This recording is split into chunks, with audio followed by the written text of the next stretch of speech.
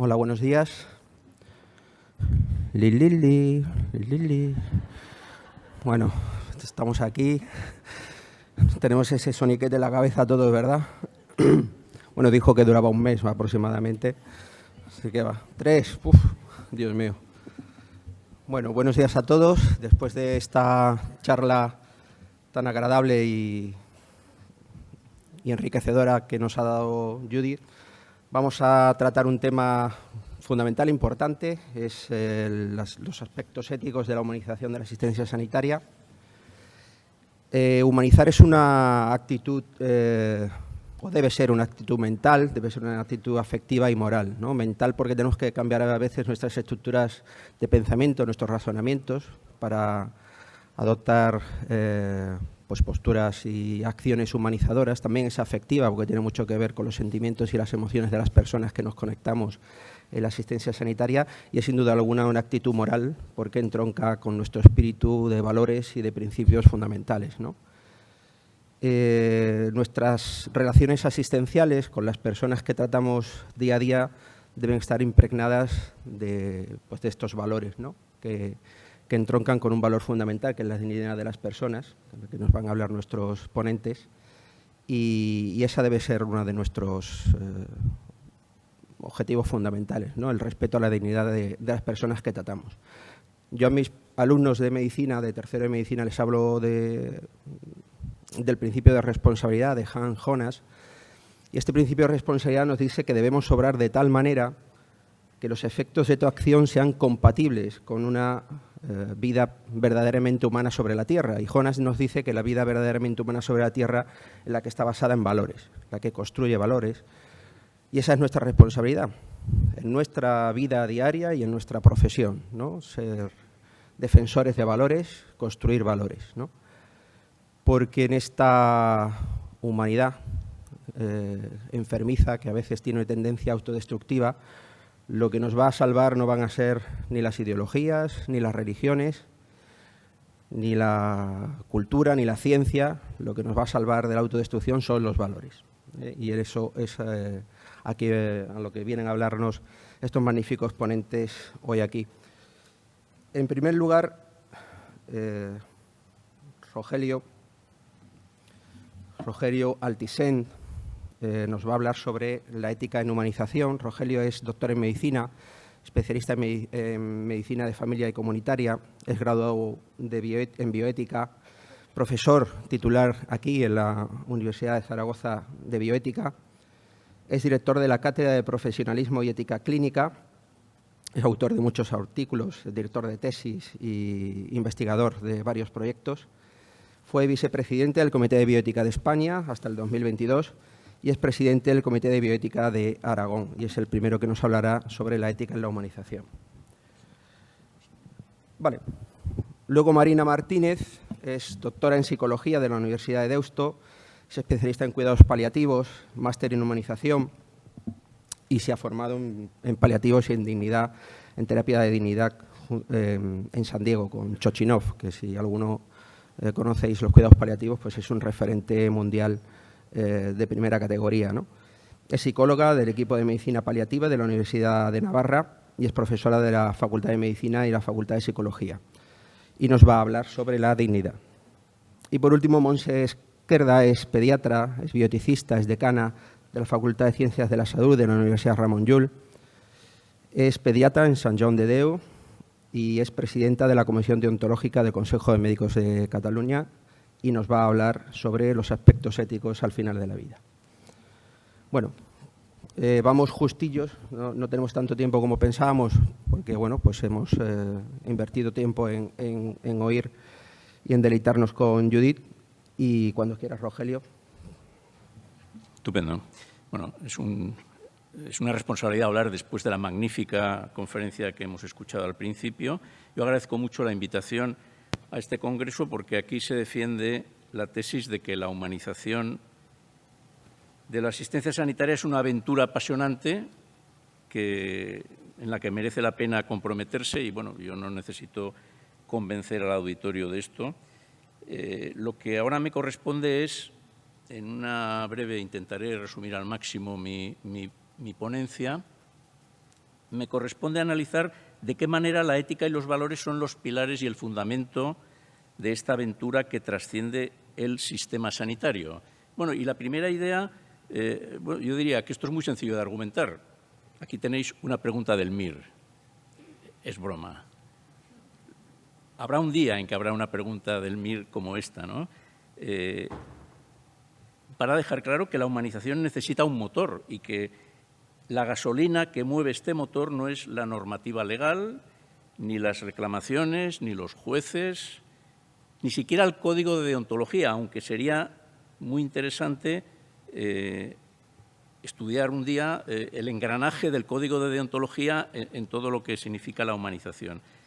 Pero, bueno, la humanización de la asistencia se moviliza por el impulso de una energía que atraviesa y trasciende las paredes de los centros sanitarios y que tiene la potencialidad de transformar a las personas, tanto de los pacientes como de los cuidadores, como de los profesionales, y esta energía invisible es la ética.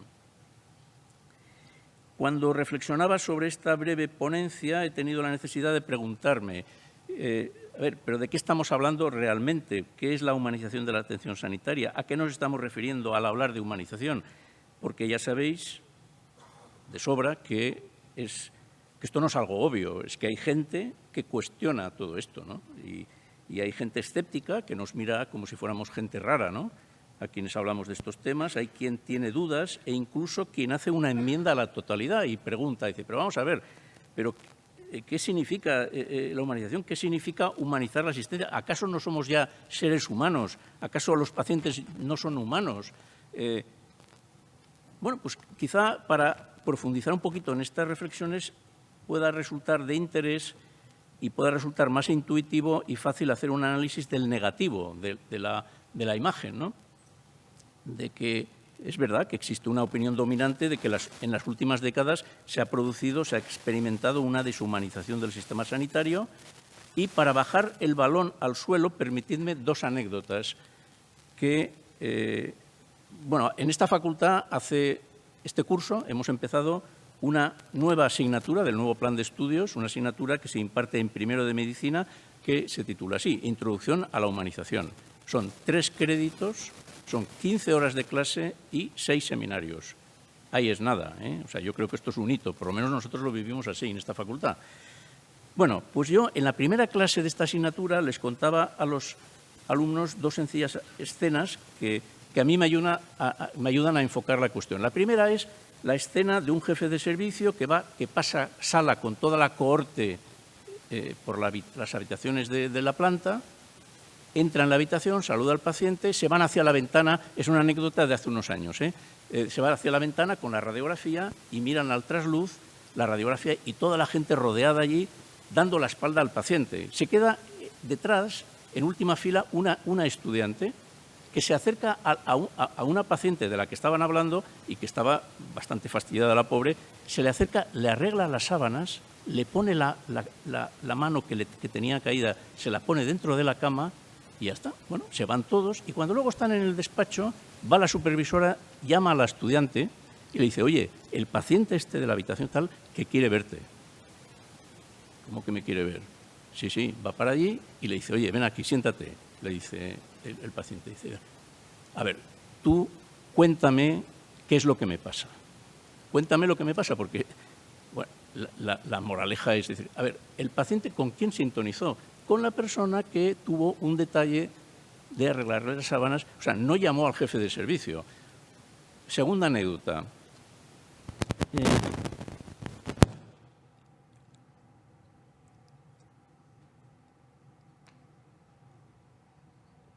Es la anécdota en una residencia de mayores, una anciana le hacen una encuesta sobre calidad asistencial y dicen, oiga, ¿a usted cómo le gustaría una encuesta de evaluación?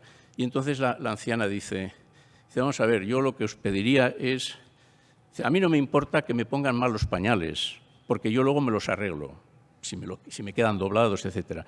A mí lo que realmente me importa es que me da mucha vergüenza estar desnuda cuando me cambian los pañales delante de personas a quien no conozco de nada y lo que pido es que me traten con cariño estas personas. Bueno, estas 2 anécdotas, que que no son ningún descubrimiento, pero yo les digo a los alumnos, por favor, grabároslas en la cabeza y cuando dentro de unos años empecéis a tener responsabilidades asistenciales, acordaros de estas dos pequeñas anécdotas para que lo podáis vivir en primera persona.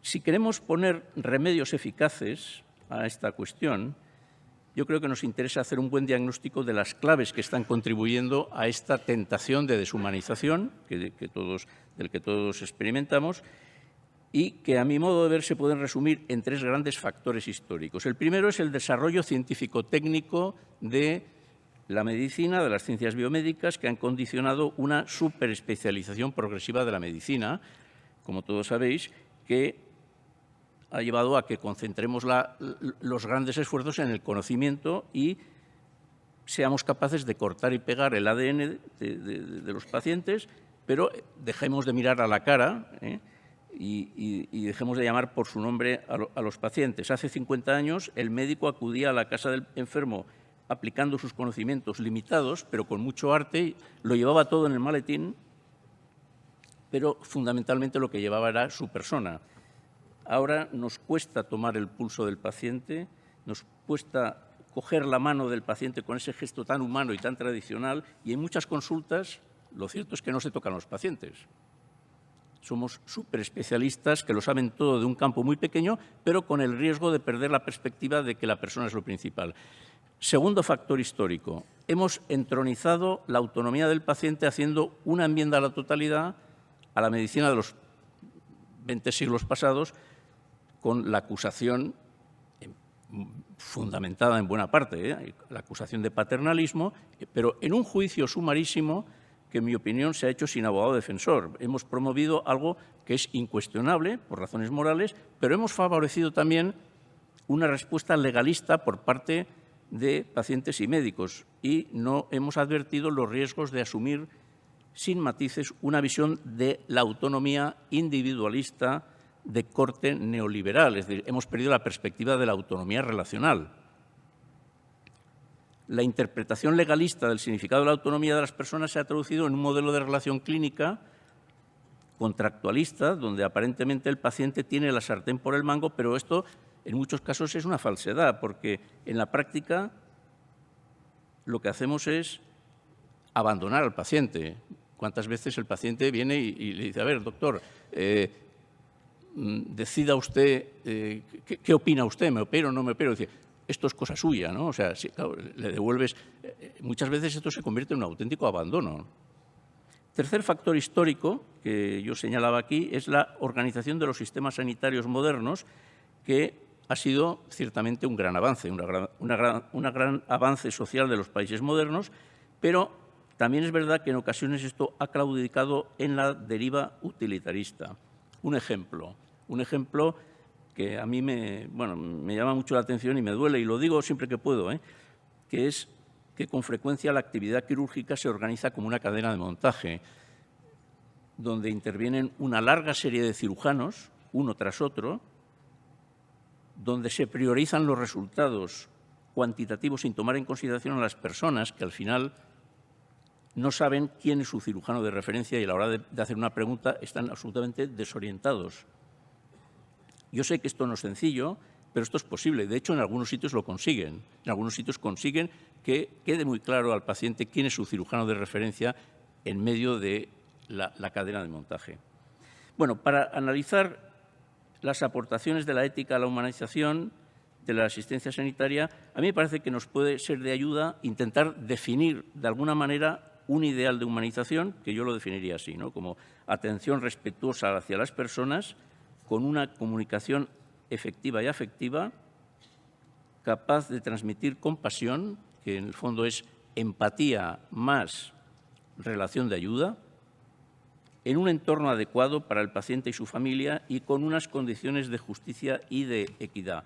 Una definición que me parece que está impregnada de valores éticos, que serviría para dar una clase, una conferencia, pero bueno, aquí se trata de simplemente dar unas pinceladas, hablando del respeto a la libertad y la autonomía de las personas, cultivando una relación emocionalmente equilibrada que aporta la necesaria información donde el paciente se siente comprendido y ayudado en un ambiente acogedor que incluye la decisión sobre el lugar de asistencia, pensando en la familia, con garantías para los derechos del paciente y tomando en cuenta la justa distribución de los recursos.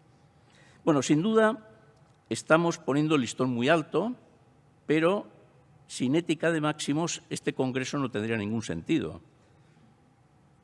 Hay quien se pone nervioso cuando se presentan estos ideales asistenciales diciendo que estamos predicando una utopía en un mundo irreal e imposible, pero bueno, desde la reflexión ética a mí me parece que debemos empezar por decir que nadie está obligado a lo imposible.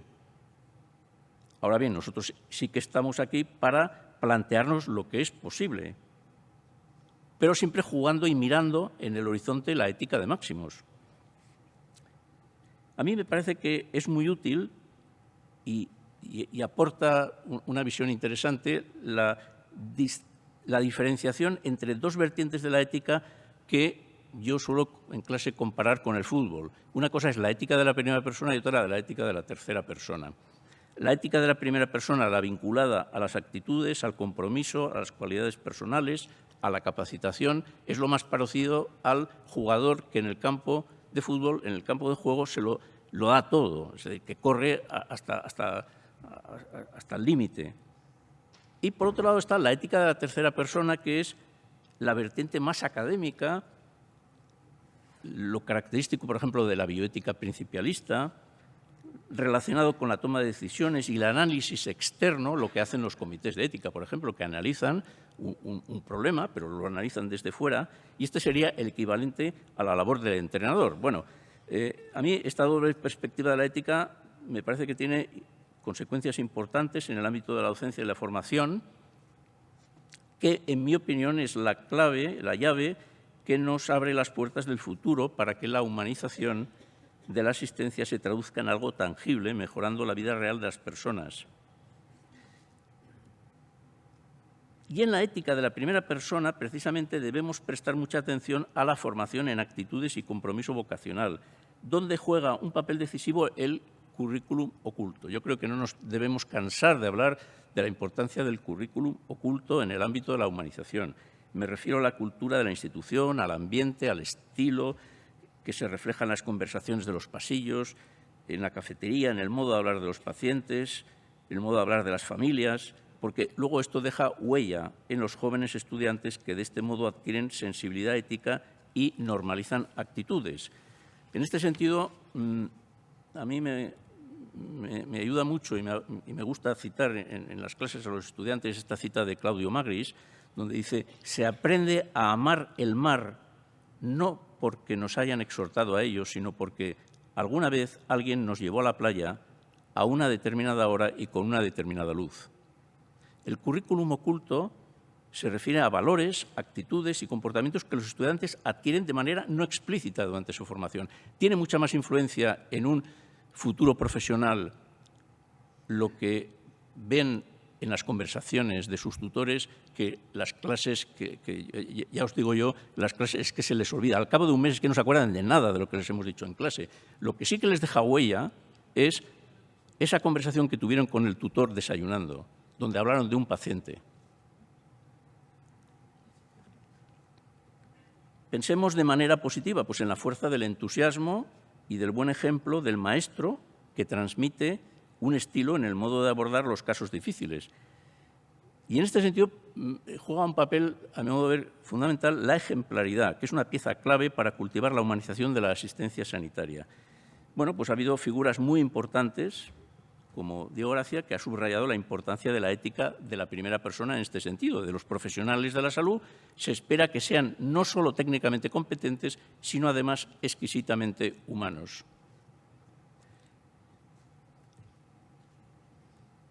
Para los médicos, sobre todo los internistas, recordarán la figura de Cyril Rothman, que fue una gran figura de la medicina, que hace unos años en La Vanguardia, en la contraportada de La Vanguardia, le hicieron una entrevista y dijo esto, que yo siempre lo saco en la primera clase de introducción a la ética, ¿no? Dice: solo es buen médico quien es buena persona. Y el valor del ejemplo también yo creo que lo ha fundamentado muy bien Javier Gomá en su trilogía sobre la ejemplaridad pública, donde dice algo que a mí me parece que esta cita vale oro, ¿no? Cuando dice: la ejemplaridad es el único modo de influir éticamente en los demás sin coaccionar su libertad. Bien, sin duda, la ejemplaridad puede ser una referencia de enorme fuerza y eficacia a la hora de promover la humanización del sistema sanitario en lo que hemos denominado la microbioética, que se mueve en la esfera de las relaciones personales, pero que luego atraviesa de manera transversal las instituciones y los equipos. De tal manera que cuando falta el compromiso personal y en los planes y en los programas, pues las cosas se quedan pues, en una declaración de principios y consecuencias. Es como un muñeco sin vida, ¿no? O sea, ya podemos hacer programas, ya podemos hacer planes, ya podemos hacer protocolos que, como la gente no esté comprometida, no hay nada que hacer. Bien, y termino ya. La aventura de la humanización, como decíamos al principio, o sea, es una auténtica aventura, es un reto moral, con oportunidades y amenazas, y esto me lleva de la mano a una última reflexión, y es el riesgo también de medicalizar todo el mundo de la humanización, perdiendo de vista que trasciende al sistema sanitario. Es decir, que lo que realmente, o sea, es la sociedad la que tiene que humanizar el cuidado. Hay un movimiento que muchos de vosotros ya conocéis, que es el de las comunidades compasivas. Yo traía un vídeo, pero que, bueno, aquí está. ¿Se puede poner? Ah, pues, bueno, pues entonces termino con este vídeo que a mí me parece fantástico y que refleja muy bien lo que significa la comunidad compasiva, que, por cierto, en Aragón, en muchos sitios del mundo ya se están haciendo experiencias. En Aragón tenemos en Teruel, en Huesca, proyectos de comunidad compasiva, y aquí en Zaragoza estamos ahora mismo también trabajando en la implementación de un proyecto en el barrio de Casablanca y en el pueblo, en la comarca de Fraga. Son dos proyectos muy bonitos de ecosistema paliativo, que en el fondo pues, es esta filosofía. ¿Podemos pasar? Bueno, y con esto ya termino, y muchas gracias.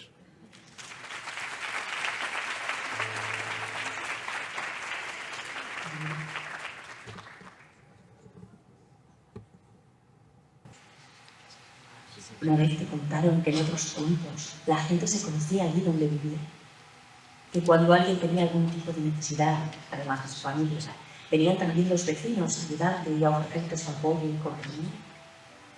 Te contó algún abuelo o abuela, metiéndose al final de la vida, era motivo de encuentro, de compañía y de apoyo, y que en aquel entonces nadie, fuese quien fuese, tuviese lo que tuviese, jamás nadie sufría ni moría en soledad.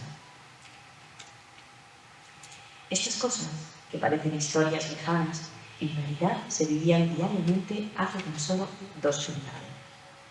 Y lo positivo es que ahora, en el nuestro, están surgiendo cada vez más iniciativas comunitarias que fomentan el reconocimiento y la empatía por el dolor del otro, con una intención genuina de aliviar ese sufrimiento y pasar a la acción, para hacer parte del cambio en el cuidado de quien lo necesita.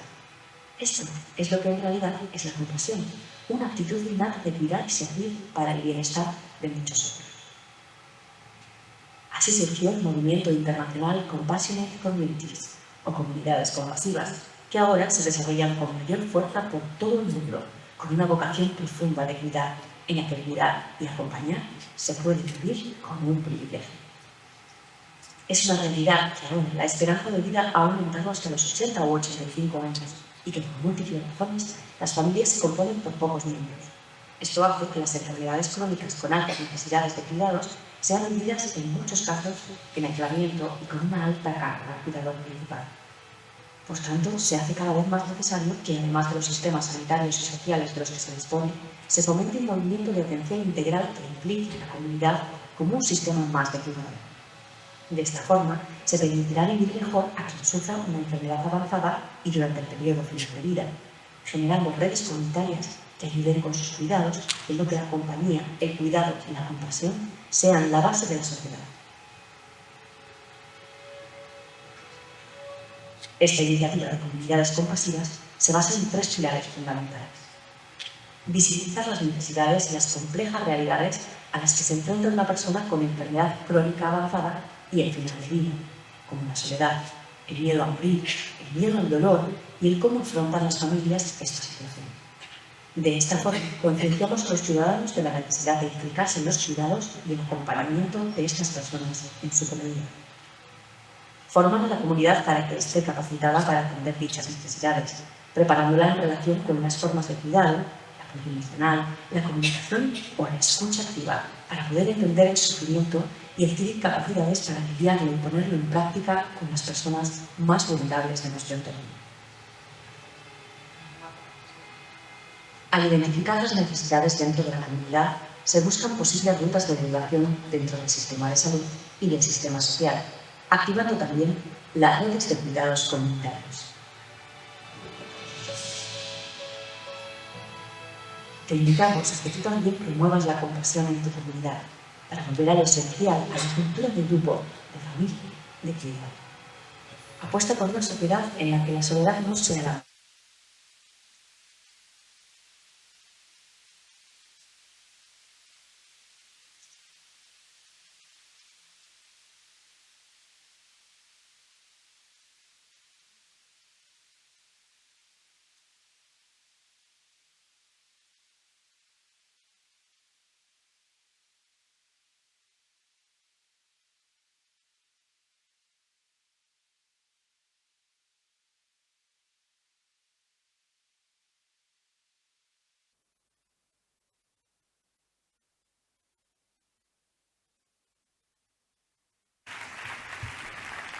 Muchas gracias.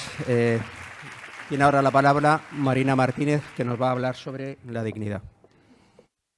Bueno, buenos días a todos. En primer lugar, pues yo también quiero dar las gracias al Congreso, a los organizadores de la mesa, ¿no?, por poder estar aquí, compartir esta mesa con este lujo de compañeros, y también por haber podido venir a Zaragoza, que a pesar de que vivo cerca, relativamente 2 horas y pico, pues yo creo que hacía más de 20 años que no venía y me ha gustado, aunque fuera un paseíto ayer por la tarde, ¿no?, disfrutar de Zaragoza.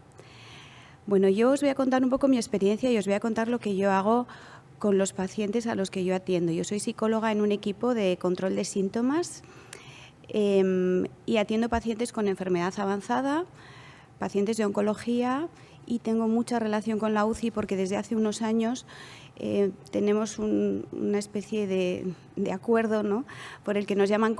¿No se oye? ¿Aquí? ¿Así? Vale. Trabajo también en la UCI con mucha frecuencia porque cuando un paciente pasa más de 2-3 semanas en la UCI, por protocolo nos llaman a nuestro equipo, y en nuestro equipo casi siempre la puerta de entrada suele ser la psicóloga, que es la que suele ir a conocer a esa familia o a conocer a ese paciente, ¿no? Bueno, pues que de alguna manera está con un sufrimiento intenso, y bueno, pues en la UCI vieron que equipos expertos en sufrimiento intenso, pues este tiene que ser el equipo de paliativos, aunque ese paciente igual no vaya a fallecer, ¿no? Entonces, bueno, desde ahí mi experiencia y desde ahí os voy a hablar, ¿no? Tengo que decir que antes alguien decía que era fan de Judy, yo no la conocía, pero también me voy a hacer fan de Judy. Yo soy fan de este psiquiatra canadiense que se llama Harvey Chochinov, que es un psiquiatra que lleva varias décadas trabajando sobre el tema de la dignidad.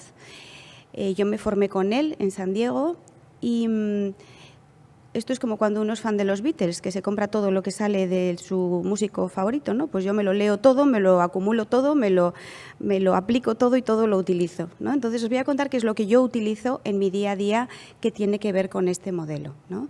Él empezó estudiando la dignidad basándose un poco en qué hace que un paciente se quiera morir. Es decir, si nosotros podemos un poco ver qué hace sufrir tanto a un paciente que haga que se quiera morir, ¿no?, que sería un poco qué es lo que incide en su dignidad, ¿no?, nos daría un poco pistas sobre cómo podemos mejorar el final de la vida. Entonces, a mí, como los médicos me dais mucha envidia con la escalera analgésica del dolor, y las enfermeras que tenéis ahí vuestras, venga, vamos, y subo, y aquí cambio, y roto. Bueno, pues yo me he inventado una escalera de la dignidad, escalera analgésica de la dignidad, que es la que os voy a intentar contar de mi día a día. Entonces, lo primero que creo que nos tenemos que preguntar todos es, ¿qué hacéis vosotros en vuestro día a día? O sea, ¿qué haces para potenciar la dignidad de tus pacientes, ¿no? ¿Qué cosas hacéis en el día a día? seguro que si pensáis os vienen a la cabeza pequeños detalles, pequeñas cosas, ¿no? Probablemente no muy grandes cosas, ¿no? Sino detalles del día a día que son los que ayudan. Y yo hice esto y se lo pregunté a mis compañeros. Les pregunté a algunos médicos, a algunas enfermeras, a algunas auxiliares. Como vamos mal de tiempo, no os voy a poner el vídeo, aunque solo dura 3-4 minutos, pero os voy a decir, no os lo voy a poner, os voy a decir que lo que dicen los compañeros son pues intentar entrar con una sonrisa, intentar acercarme al paciente con respeto. Una de las médicos de mi equipo, que es una radioterapeuta que la hemos acaparado para nosotros, ella dice que mi corazón esté a la altura del corazón del paciente, ¿no? Esas son esas pequeñas cosas, y me gusta mucho esta viñeta de Mónica Lalanda, que además está hecha muy en relación con Zaragoza, por lo que veo, ¿no? Que habla de qué hace, cuáles son esos detalles que promueven la dignidad, ¿no? ¿Qué hace que el otro se sienta tratado como persona? Pues esos detalles de los que ha ido hablando Judy antes, ¿no? Y esos detalles de los que nos han hablado también ahora, es decir, cuidar que el paciente se sienta tratado como una persona, pues desde taparle, ¿no?, cuando vamos a hacer una exploración, hasta pedir permiso, hasta no llamar a la puerta cuando estamos entrando, sino llamar y esperar para dar tiempo al paciente a que se dé cuenta de que entramos, ¿no? En esta línea, Harvey Chochinov ha publicado hace ya tiempo un artículo que es muy sencillo, muy básico, que además está traducido al castellano y publicado en la revista Medicina Paliativa, que es el modelo ABCD, de dignidad y esencia de la medicina. Él lo que dice, que creo que es lo más importante de este trabajo, es que la dignidad de nuestros pacientes es una de las cosas que más impacta o que más influye en la percepción de dignidad del paciente, es cómo le miramos nosotros, los profesionales que entramos por esa puerta. O sea que fijaos si tenemos potencia o si tenemos responsabilidad para con nuestros pacientes, ¿no?, cuando el cuidado centrado en la dignidad es el que tiene ese efecto o esa potencia en la experiencia de ser paciente. Entonces, él aquí habla de actitudes, ¿no?, cómo me sentiría yo si fuera ese paciente, puede mi actitud tener algo que ver con la mochila que yo traigo, ¿no?, comportamientos, pues pedir permiso, cuidar los detalles, cosas muy básicas, ¿no?, de las que hemos hablado antes también, la mirada, el contacto físico, reconocer las emociones. Entonces, yo diría que este es como el escalón o el pilar, no el pilar, sino la base de la dignidad, ¿no? Atender a esos pequeños detalles que día a día seguro que todos vosotros atendéis cuando entráis a ver a un paciente que está sufriendo, ¿no? Si seguimos un poquito más adelante, una de las cosas que nos ayudan a veces también a trabajar con la dignidad o a potenciar el sentido de dignidad es ver qué es eso que impacta en la dignidad, qué es lo que este psiquiatra empezó estudiando, ¿no? ¿Qué hace que un paciente se quiera morir? ¿Qué cosas son las que impactan en su día a día y en su dignidad? Entonces, él desarrolló una escala, que es el inventario de dignidad del paciente, que es una escala de 25 ítems, que lo que se desarrolló fue para explorar cómo manejaba él aspectos de su enfermedad, ¿no?, y hasta qué punto estaban siendo un problema para él. Esta escala, que la tenéis aquí, la validamos nosotros al castellano y pregunta, pues bueno, actividades básicas del día a día, y le pregunta al paciente si eso ha sido un problema en los últimos días, si ha sido un problema importante, poco importante, y entonces se le pregunta, pues yo qué sé, por el dolor, por asearse, por cosas del día a día, problemas económicos, problemas familiares. Yo, sinceramente, os diré que a mí esta escala me costaba mucho pasarla, porque ya la utilizaba un poco en el contexto de la investigación. Queríamos validarla y me daba una pereza 25 ítems allí sentada con el paciente. Pero cuando hicimos unas entrevistas después al paciente, nos dimos cuenta, por sorpresa, que la escala en sí, pasar la escala, era una intervención. Es decir, fue una manera de abordar o de entrar al paciente en aspectos que tenían que ver con su dignidad y con el sentido de la vida. Entonces, la mayoría de los pacientes, a través de esta escala, se abrieron y compartieron con nosotros, ¿no?, experiencias muy profundas. Entonces, nos dimos cuenta que, de manera inesperada, una escala que a mí me costaba muchísimo hacer, se convirtió en una herramienta eficaz, ¿no?, con efecto terapéutico, y además los pacientes estaban agradecidos de que les hubiéramos preguntado por estas cosas, ¿no?, y que nos hubiéramos interesado por ello. Entonces, bueno, este instrumento nos permitió conocer mejor a los pacientes y yo diría, esta es como el segundo escalón, ¿no?, de mi escalera analgésica de la dignidad. Primero sería la base, esos detalles básicos, ¿no? Segundo escalón sería explorar, y esto lo hacemos ahora de manera rutinaria, quizás no con la escala, sí que la utilizamos, pero no es que con todos los pacientes vamos con la escala, pero en algunas ocasiones sí que vamos con la escala y alguna enfermera entra a hablar con el paciente o con los elementos de la escala, ¿no?, para preguntarle al paciente hasta qué punto esto ha sido un problema para él en los últimos días. Pero claro, otra cosa que también es importante es que para promover un cuidado centrado en la dignidad necesitamos conocer a esa persona que tenemos delante, ¿no? Y en este sentido, Harvey Chochinov ha publicado un artículo que a mí me gusta mucho, que es sobre la regla platino. Él dice que ¿por qué es importante conocer al otro? ¿No? Estamos siempre muy acostumbrados a hablar de la regla de oro. La regla de oro dice, haz a los demás lo que te gustaría que hicieran contigo, ¿no? Entonces, él lo que reflexiona sobre esto es que esta regla es muy buena porque mueve la compasión, ¿no? Mueve, no solo me pongo en su lugar, sino mueve mi compasión. Además, bueno, es la esencia de ese cuidado centrado en la persona, pero tiene una limitación. Y la limitación es que está teñida por mi propia percepción, ¿no? Si yo hago a los demás lo que haría conmigo, probablemente hay muchos de esas personas que tengo delante que me dirían, es que a mí esto conmigo no encaja para nada, ¿no?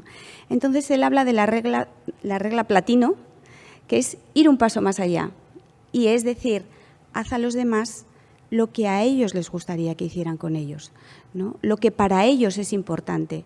Y esa regla la llevamos siempre grabada nosotros en la cabeza, ¿no? Y para eso él desarrolló una pregunta de dignidad, ¿no?, que nosotros la estamos utilizando ahora en el contexto de tenemos una beca FIS y hemos visto que es una pregunta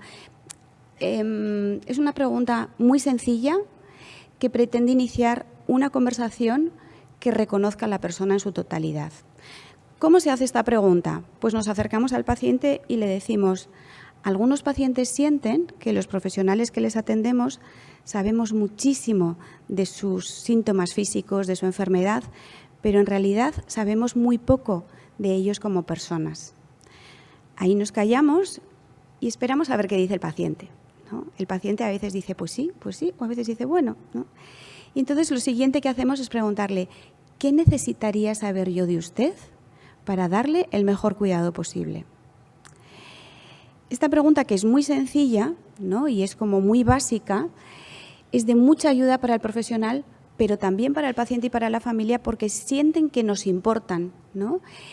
Y abre una conversación que he de reconocer que en algunas ocasiones a veces requiere de un ejemplo, de una introducción, porque a veces el paciente no entiende muy bien qué es lo que le estoy preguntando, ¿no?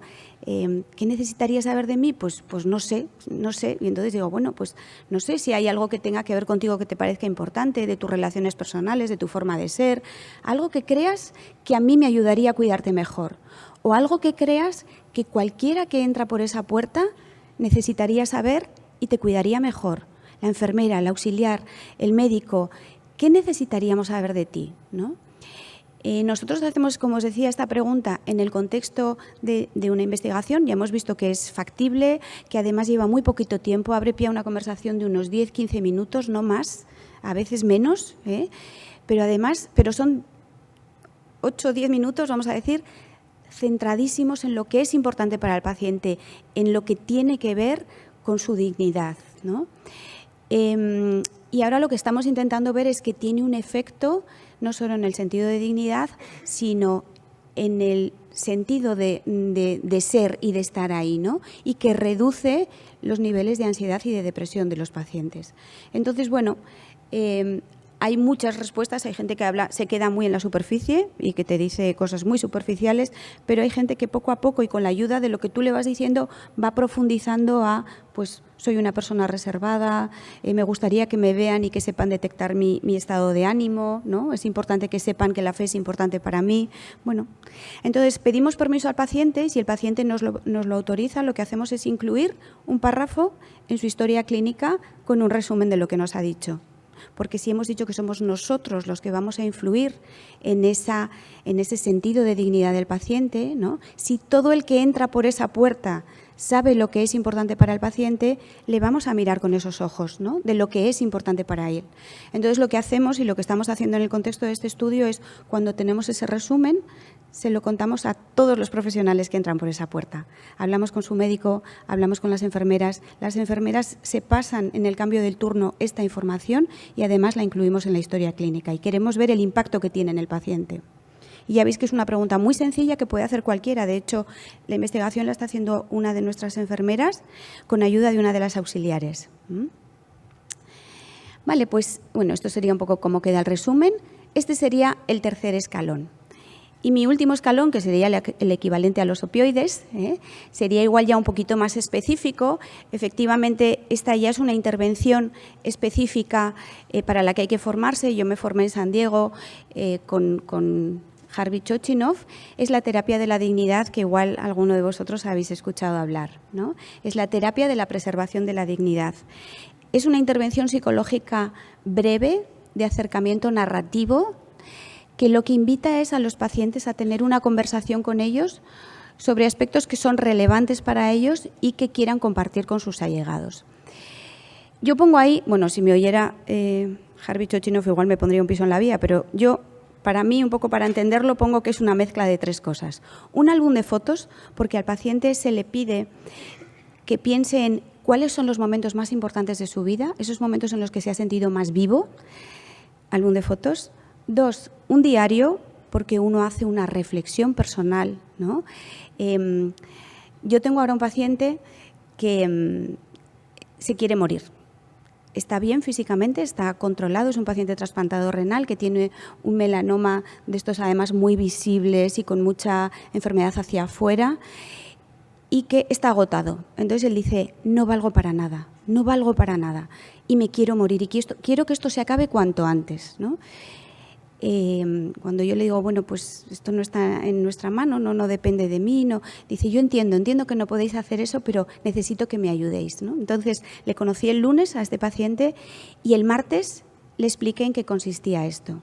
Le dije, mire, vamos a trabajar con una cosa que a algunos pacientes les ayuda un poco a rescatar ese sentido de dignidad que sienten que pierden con la enfermedad, con los tratamientos, con todas esas pérdidas, ¿no? Y con esa vulnerabilidad que tienen. Entonces, se le entregan las preguntas, que son estas, para que él pueda reflexionar. Yo se las di ayer, antes de venirme para acá, y le dije, dele una vuelta a estas preguntas. No es que tenga que preparar la entrevista, pero no quiero que le pillen por sorpresa. Entonces, una es cuáles son los momentos más importantes de su vida, pero otras son cuáles son sus logros, qué ha aprendido de la vida que le gustaría transmitir a sus seres queridos, cuáles son sus ilusiones, alguna recomendación, de qué cosas se siente orgulloso. Entonces, es rescatar el sentido de dignidad un poco con esa reflexión y con esa vivencia o con esa vida, ¿no?, que el paciente ha tenido.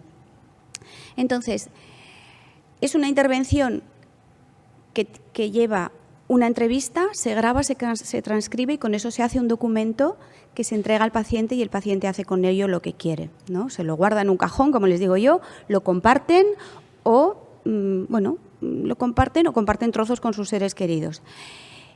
Se ha visto que esto rescata ese sentido de dignidad, pero además influye también en la ansiedad y en la depresión de los pacientes. Es verdad que hace falta una formación, hace falta tiempo, lleva mucho tiempo, pero para pensar os pongo ahí, estas preguntas muchas de ellas las hacéis vosotros en vuestro día a día. Entonces, a veces trabajar con los pacientes con su biografía, con cuáles han sido sus funciones más importantes en la vida, cuáles han sido sus logros, hay algo que le gustaría decir, hablar a sus seres queridos. Esto es lo que hacéis en el día a día y son cosas que podéis tener pequeñas conversaciones y que rescatan ese sentido de dignidad. Ya tenemos la escalera analgésica y con esto casi termino porque me queda una cosa, porque fijaos que si pongo algo allí, arriba a la derecha la escalera se me cae. Me falta algo en la base, ¿no? Entonces, hemos dicho aspectos básicos de la dignidad, explorar qué impacta en la dignidad del paciente, ayuda al paciente a rescatar ese sentido de dignidad, conocer a la persona que tengo delante y ya como arriba del todo, ¿no?, la terapia de la dignidad. ¿Pero qué me falta abajo? Pues abajo me falta que para un cuidado centrado en la dignidad necesito trabajar con mi propia dignidad. ¿Qué hacéis vosotros en vuestro día a día? ¿Cómo cuidáis vuestra propia dignidad como profesional, ¿no?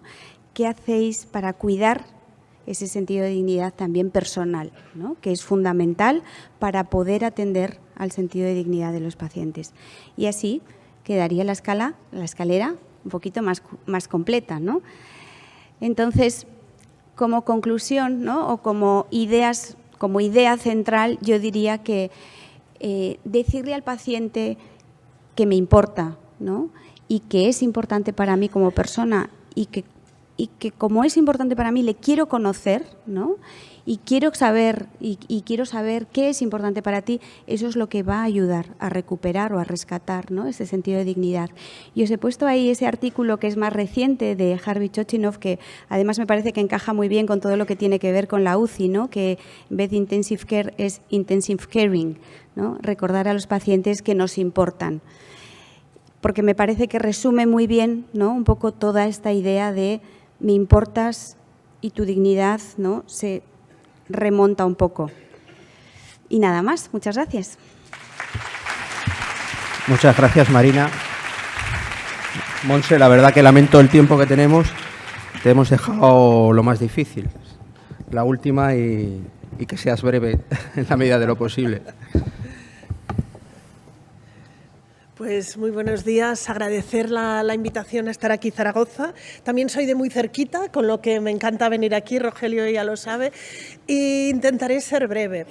Y de hecho, cuando... no está pasando, ¿eh?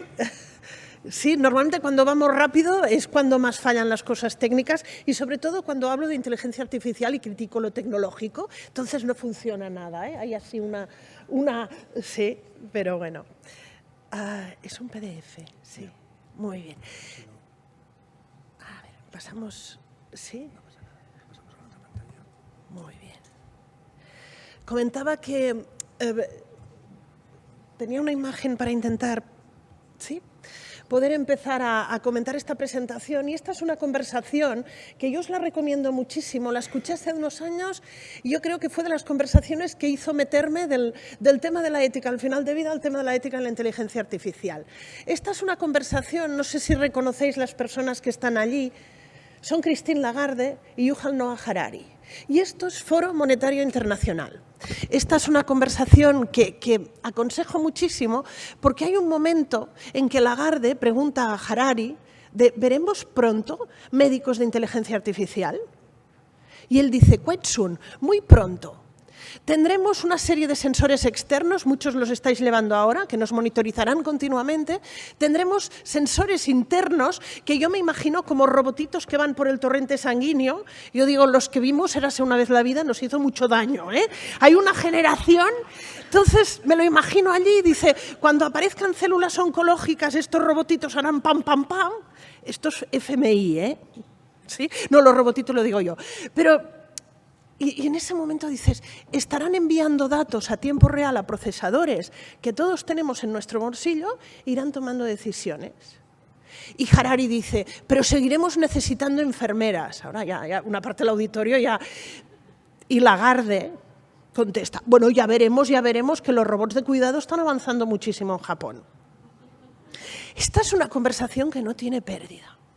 Pero a mí me hizo reflexionar muchísimo sobre lo que hablan Nexus en su próximo libro, el libro que sacó después Harari vuelve a esta idea, pero hay diferentes autores que están hablando de que habrá cambios intensos en la medicina que practicamos. Pero aparte, para una de estas presentaciones que hacía también de tecnológica y tal, busqué en un buscador de base de datos gratuitos de estos y puse arriba la palabra medicina del futuro y hubo un momento que todas las imágenes que me daba, me paré y digo, ¿dónde están los pacientes? No me daba ninguna imagen de lo que estamos concibiendo actualmente como una relación médico-paciente habitual. Por eso yo pensaba, ¿va a champeterizarse la medicina? Champeter es el concepto de innovación destructiva. Nos vienen novedades, yo no sé, vosotros, ¿cuándo es la última vez que tuvisteis un cassette en la mano? Un disco aún, pero un cassette y un CD. Llegó Spotify y los CDs desaparecieron para escuchar música. Este es el concepto de Schumpeter de innovación destructiva. Lleva algo y destruye el anterior. Pero están planteando estos autores que se va a schumpeterizar la medicina. De hecho, hay un autor, y aquí voy aterrizando en la parte de humanizar, que decía, si un médico o una enfermera puede ser sustituido por una máquina, merece ser sustituido por una máquina. Y mi sensación es que estamos en un momento que hay una forma de hacer medicina que merece y debe ser sustituida. Porque llegarán máquinas y para hacer de máquinas lo harán mejor que nosotros, pero muchísimo mejor. El problema es saber cuáles y cómo.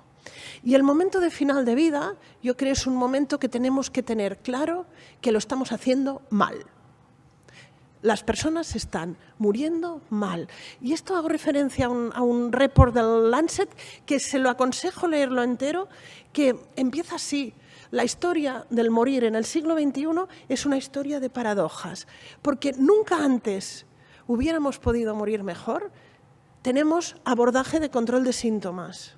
Tenemos manejo de síntomas, tenemos terapias como la terapia de Chochinov que nos comentaba Marina para manejar los síntomas psicológicos, tenemos incluso manejo de síntomas espirituales y la atención espiritual, pero seguimos muriendo mal. De hecho, este estudio, no los iré repasando porque no me centro aquí, les aconsejo mirarlo, comenta estos factores que son necesarios para poder volver a morir bien. Por eso he respetado la diapo del Congreso, pero me hubiera gustado empezar con esta, que es una imagen más bonita. Humanizar éticamente el final de vida. Y humanizar éticamente parecía un oxímoron.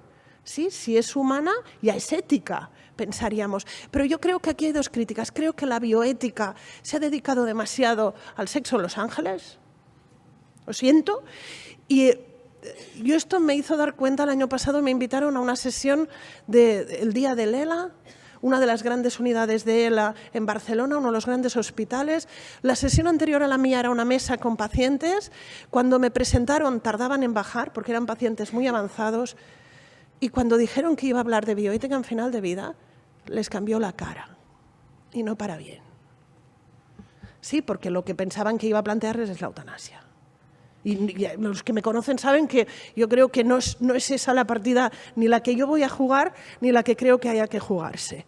Pero cuando vi que asociaban bioética a cara de miedo, pensé, lo estamos haciendo mal. Por eso aquí pongo ética. Y segundo, con lo que contaba Judy Davison esta mañana, que decía, el podemos hacerlo mejor. La ética no va solo de valores.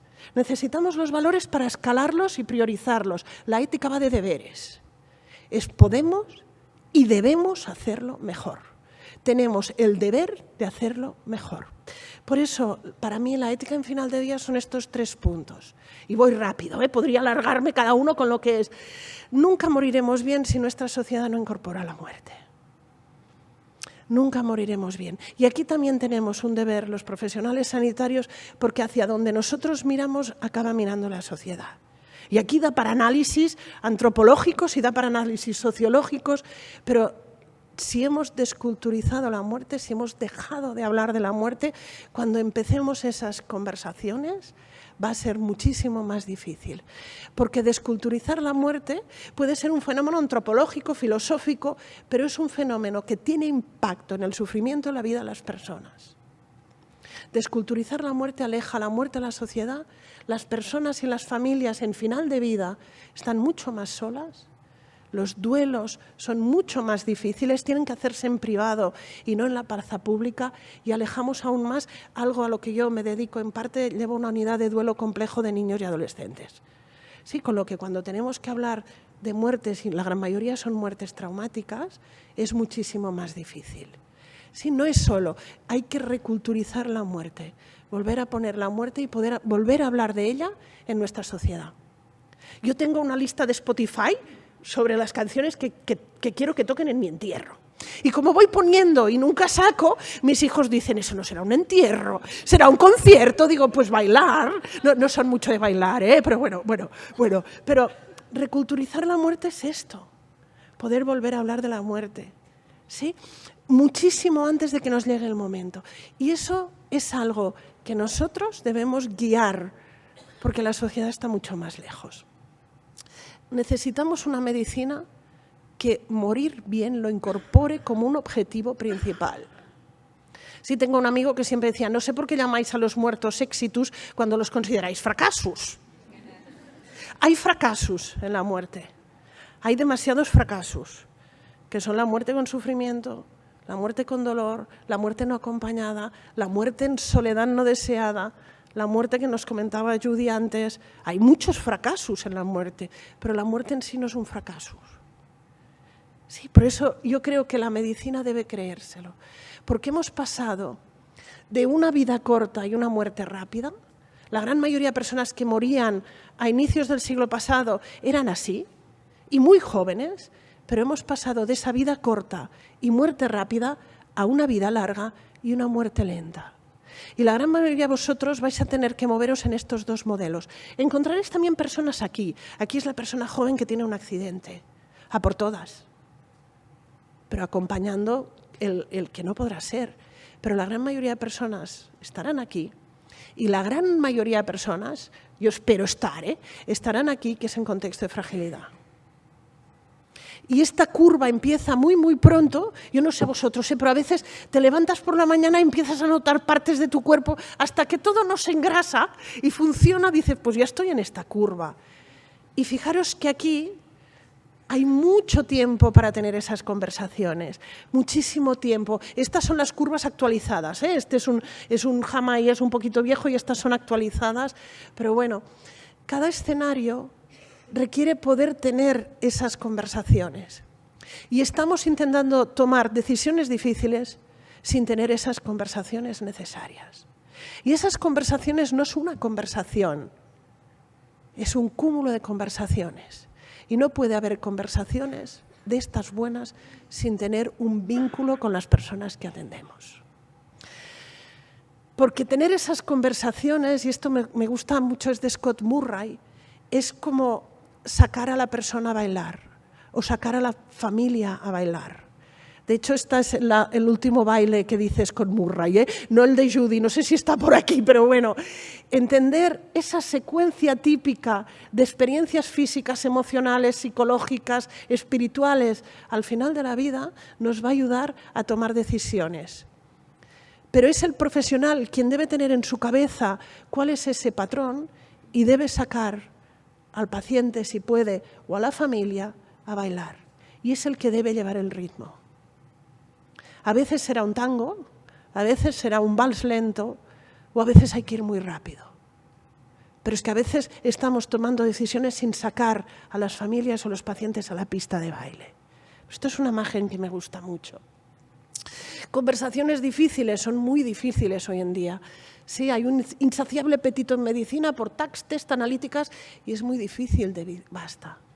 A veces los buenos médicos o los buenos profesionales deben decir a los pacientes cosas que no quieren oír. Y es más fácil hacer o pedir otra resonancia que tener las conversaciones más difíciles. Y las conversaciones más difíciles requieren, y es para tomar decisiones difíciles, y enlazo con María y voy finalizando, profesionales preparados. Porque en final de vida requiere no solo información, hay una falta, requiere relación. Según qué tipo de información solo se puede sostener por una relación, por un vínculo. Y eso es algo que debemos tener clarísimo. Porque ser profesional no es lo que uno hace, es lo que uno es. Y este es el que podrá sostener esto. Y esto es algo fundamental. Cuidamos con aquello que somos. El instrumento somos nosotros.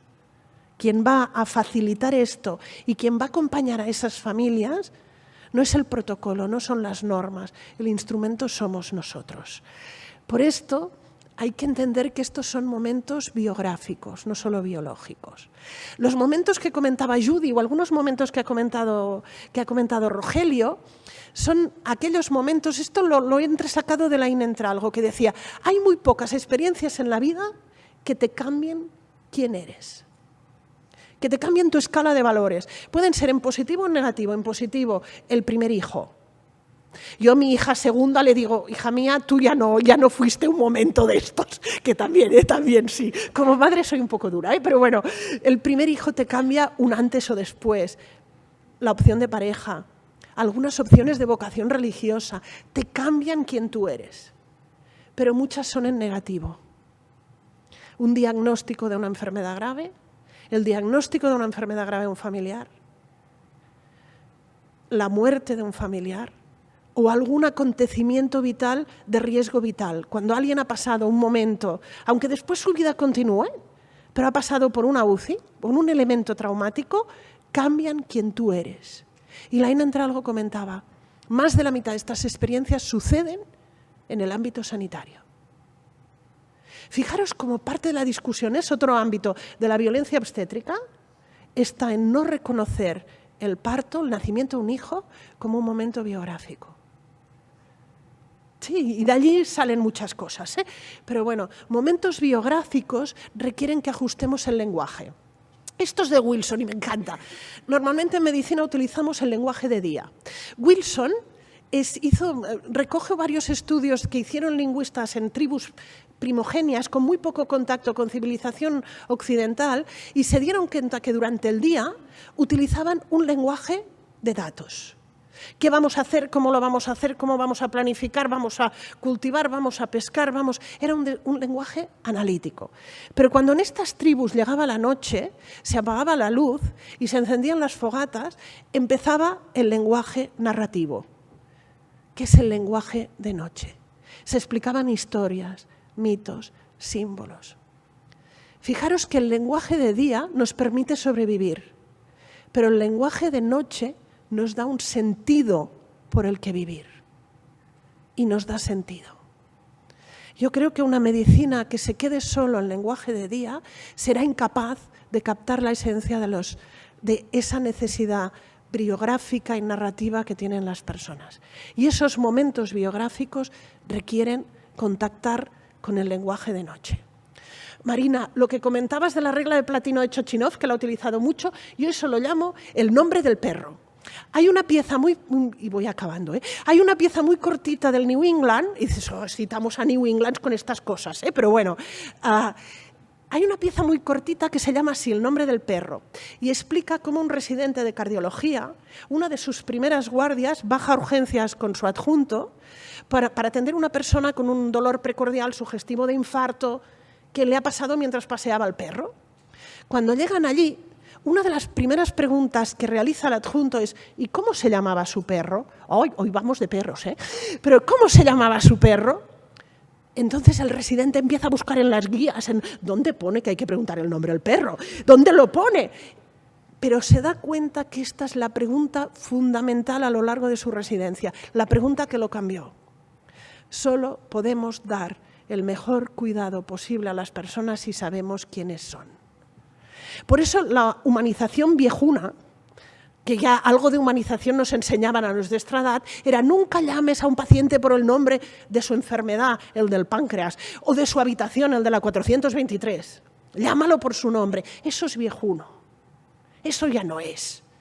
La humanización de ahora, la no sé cuántos .0, lo que queráis, es no conocer el nombre de la persona, conocer el nombre del perro de la persona. ¿Quién es? ¿Qué lo motiva? ¿Por qué vive? ¿Por qué quiere dejarse ir? Por eso la regla de Chochinov yo la llamo el nombre del perro. Así se acuerda más pronto la gente. Para ir finalizando, ahora sí, una anécdota que liga con lo del inicio. Una parte de la medicina va a desaparecer. No sabemos cuál, igual desaparecemos nosotros. Pero bueno, y con lo de Gaby y el legado, y lo de ser allí llaneros solitarios en nuestras unidades, os dejo esta anécdota, es muy conocida. Este es un cuadro que no sé si lo conocéis, pero al momento seguramente lo identificaréis. La mujer de azul de Picasso. Tiene una sala para ella en el Reina Sofía y tiene una historia muy curiosa. Picasso presenta este cuadro a la exposición de esas universales que había en Madrid a inicios de siglo, 1900 y poquito. De hecho, es un cuadro que no gusta, lo ponen en un pasillo secundario, sin casi luz, no le hace nadie ni caso, tanto no le hacen ni caso que Picasso ni siquiera lo recoge cuando acaba la exposición, ¿sí? ¿Qué ganó ese año? Gana este. Este es una correa de presos. Yo tengo que ponerme el nombre porque ni me acuerdo de quién lo pintó. Mezquita era joven, la promesa de la pintura española. Es un cuadro realista. Sí, es un cuadro... Ganó y era la promesa. ¿Qué pasó aquí? Diferentes autores, sobre todo Walter Benjamin, analizan la emergencia de los diferentes modelos de pintura del siglo XX. Y lo que pasó aquí fue la fotografía. La fotografía cambió profundamente la pintura. Y algo a lo que le dábamos muchísimo valor antes, se quedó sin valor. Y emergieron no solo los Picassos, emergieron los impresionistas, los expresionistas, emergieron toda una serie de grandes autores que aportaron modelos distintos de ver la pintura y de ver el mundo. La historia continúa que este cuadro estuvo 50 años en un desván hasta que alguien lo vio y dijo, tenemos un Picasso. Y lo pusieron en una sala. No sé si pasarán 50 años hasta... Pero yo creo que estamos en un momento en que una medicina que en este momento tiene mucho valor, aquella que decía las guías de RCP, pues las guías de RCP, y hacer una RCP, igual veremos que la harán robotitos, si es 1, 2, 3, ¿sí? Pues igual nos la harán robotitos. Pero las guías de centrar el cuidado en la persona y mirar a los ojos. Picasso dejó de pintar. Picasso después de esto salió más aún reforzado, se fue a París y ya sabéis el resto de la historia. Si Picasso hubiera dicho, es que yo no valgo y me hubiera quedado para mis cositas, por eso yo creo que hay un tipo de hacer medicina, que lo compartimos, creo, los que estamos aquí, que es el tipo que debemos defender. Para mí, y no sé si lo veré, hay una forma de hacer medicina ahora que le estamos dando mucho valor que va a ser sustituida. Necesitaremos personas que sepan pintar el nuevo futuro de la medicina.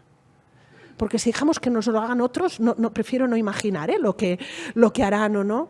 Necesitamos pintar un nuevo futuro. Y en este nuevo futuro, que es el que yo creo que es un poco ligado y parecido, igual más poético, lo que decía Rogelio, es de un libro muy bonito, Paul Calamity, un residente de neurocirugía que durante la residencia le diagnostican un tumor cerebral y fallece, os estoy explicando al final del libro, pero bueno.